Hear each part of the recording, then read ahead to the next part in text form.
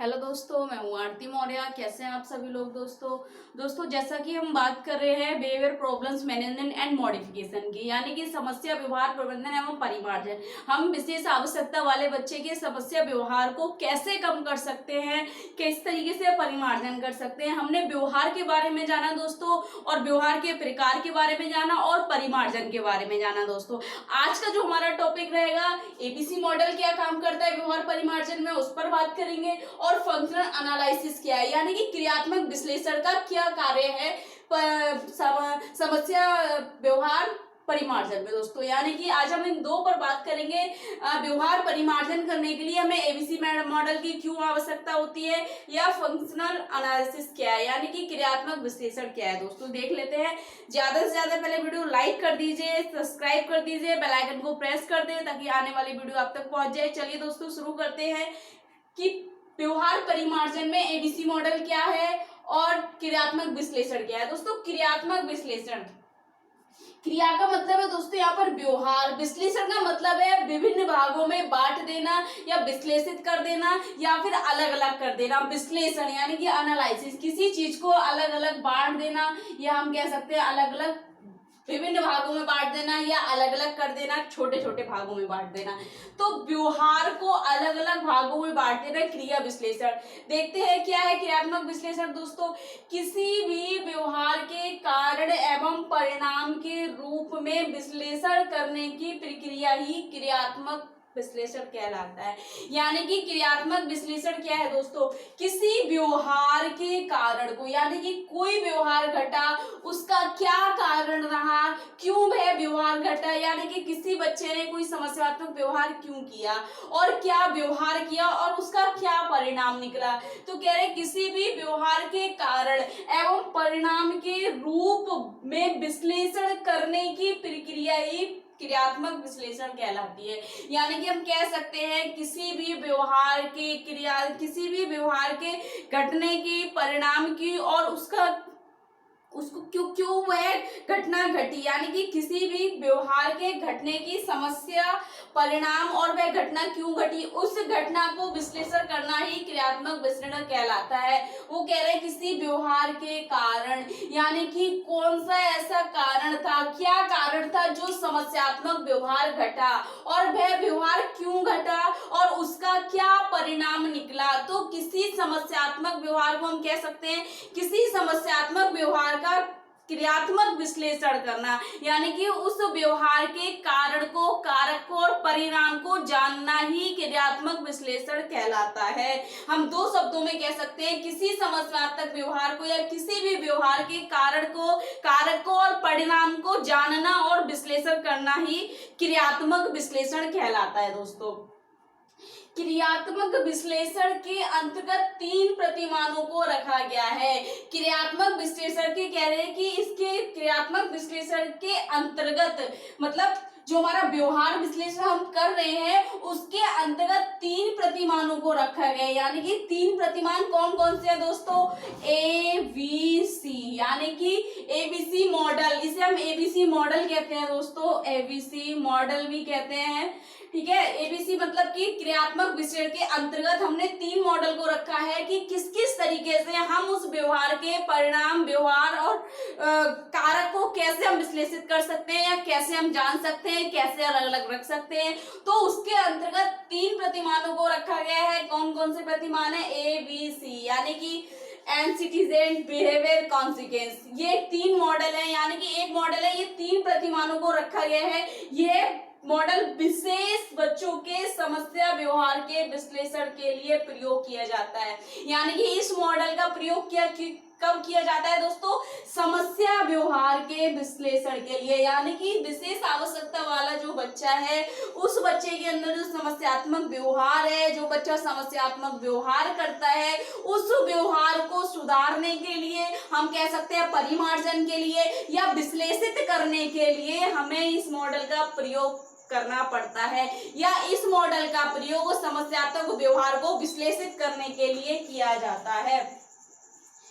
यह मॉडल उन कारकों को पहचानने में सहायता करता है जो समस्यात्मक व्यवहार के पूरी घटना में योगदान करता है, यानी कि उन समस्यात्मक व्यवहार को पहचानने में मदद करता है जो समस्यात्मक व्यवहार के पूरी घटना में योगदान करता है, यानी कि जो समस्यात्मक व्यवहार घटा, जो समस्यात्मक व्यवहार किया बच्चे ने, उस पूरी घटना, मतलब हम कह सकते हैं जब तक समस्या व्यवहार चला या उससे पहले क्यों घटा, क्या कारण। दोस्तों तो कह रहे हैं कि यह मॉडल क्या करता है, किसी समस्या के कारक को पहचानने के लिए सहायता करता है, यानी कि किसी समस्यात्मक व्यवहार को पहचानने के लिए और समस्यात्मक व्यवहार क्यों घटा उस कारक को पहचानने के लिए सहायता करता है और विश्लेषित करने में सहायता करता है। हम कह सकते हैं एबीसी मॉडल क्या है।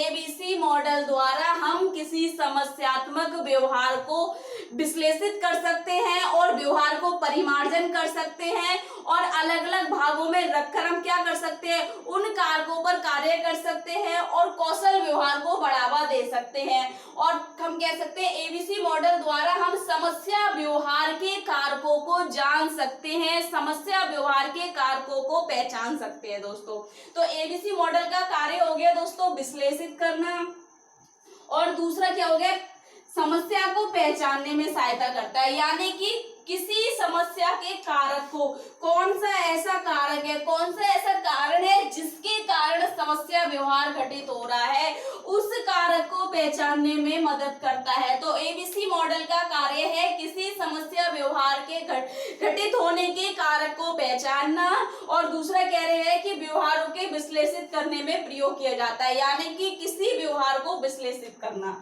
एबीसी मॉडल का कार्य। दोस्तों एबीसी मॉडल के जो प्रतिपादक हैं वो हैं गार्डनर। यह मॉडल किसने इस मॉडल को प्रतिपादित किया है, गार्डनर ने, जो हमारे हार्वर्ड गार्डनर हैं, गार्डनर द्वारा ये प्रतिपादित किया गया है। ये मॉडल उन्होंने बनाए हैं। दोस्तों ये मॉडल हमारा मनोविश्लेषणात्मक, हम कह सकते हैं ये मनोविश्लेषण एक थेरेपी है, हम कह सकते हैं साइकोलॉजिकल थेरेपी है, जिससे बच्चे के समस्यात्मक व्यवहार को कम किया जाता है या सुधारा जाता है, या हम कह सकते हैं परिमार्जन किया जा सकता है, या कौशल व्यवहार को बढ़ाया जाता है। दोस्तों एबीसी हम देख लेते हैं, एबीसी क्या है। एबीसी मॉडल यानी कि जो हम कह रहे हैं, जो 3 प्रतिमान रखे गए हैं क्रियात्मक विश्लेषण के लिए, एबीसी जो गार्डनर द्वारा प्रतिपादित है। दोस्तों एबीसी का मतलब है, दोस्तों ए का मतलब है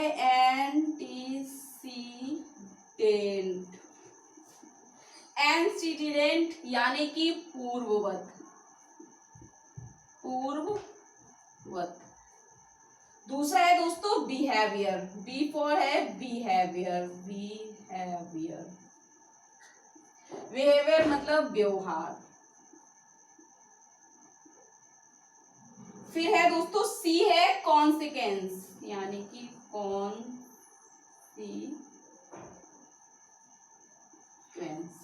यानी कि परिणाम। तो ये 3 है जो हम कह रहे हैं, 3 प्रतिमान है जो क्रियात्मक विश्लेषण के लिए प्रयोग किए जाते हैं। इन 3 प्रतिमानों का प्रयोग किया जाता है। इन प्रतिमानों द्वारा हम बच्चे के समस्यात्मक व्यवहार को अलग अलग भागों में बांट लेते हैं और इनके समस्या के कारकों का पता लगाया जा सकता है इन 3 प्रतिमानों से। दोस्तों सबसे पहले कह रहे हैं एंटीसीडेंट यानी कि पूर्ववत। ए का मतलब है दोस्तों कि समस्या व्यवहार घटने से पहले का कारण, यानी कि पूर्व का क्या कारण रहा, उसमें हम क्या कर सकते हैं, एंटीसीडेंट में हम करते हैं कि पूर्ववत कार्य को विश्लेषित करना, यानी कि समस्या व्यवहार घटने से पहले ऐसा कौन सा कारण रहा, ऐसा कौन सा कार्य हुआ जिससे कि समस्या व्यवहार घटित हुआ। तो हम कह सकते हैं एंटीसीडेंट कार्य में क्या होता है, पूर्ववत में हम करते हैं कि समस्या व्यवहार घटने से पूर्व के कार्य को विश्लेषित किया जाता है। बी में क्या होता है दोस्तों, बिहेवियर, यानी कि इसमें होता है दोस्तों बिहेवियर में कि व्यवहार, बच्चे के द्वारा कौन सा व्यवहार घटित हुआ, बच्चे ने कितनी बार व्यवहार किया, समस्यात्मक व्यवहार किया और कितने समय तक समस्यात्मक व्यवहार चला। कॉन्सिक्वेंस में है दोस्तों परिणाम, यानी कि समस्यात्मक व्यवहार घटित होने के बाद क्या परिणाम निकला, बच्चे के द्वारा समस्यात्मक व्यवहार किया गया था स्वयं को घातक था या दूसरों को घातक था या जो आसपास उसके अन्य लोग खड़े थे उनका क्या कहना था, तो हम वो सारी चीज विश्लेषित करते हैं। यानी कि हम उन चीजों को सबको इकट्ठा करते हैं और विश्लेषित करते हैं। तो पूर्ववत का कार्य हो गया दोस्तों की घटना घटने से पूर्व क्या कारक है उसको विश्लेषित किया जाएगा। बी में हो गया दोस्तों बच्चे के व्यवहार को विश्लेषित किया जाएगा, बच्चे ने कौन सा व्यवहार घटित किया और बच्चे द्वारा कितनी बार व्यवहार घटित किया गया और कितने समय तक चला, कॉन्सिक्वेंस उसका क्या परिणाम निकला, व्यवहार घटित होने के बाद क्या परिणाम निकला। ये है दोस्तों एबीसी मॉडल। इसके द्वारा हम अपने समस्यात्मक व्यवहार को विश्लेषित करते हैं और फिर अन्य विधियों द्वारा हम उसका परिमार्जन करते हैं और कौशल व्यवहार को बढ़ाते हैं। दोस्तों ज्यादा से ज्यादा वीडियो लाइक करें, सब्सक्राइब करें, बेल आइकन को प्रेस करें। दोस्तों इससे आगे हम बात करेंगे इसकी विधियों पर कि हम व्यवहार परिमार्जन में कौन कौन सी विधियों का प्रयोग करेंगे। दोस्तों थैंक यू सो मच।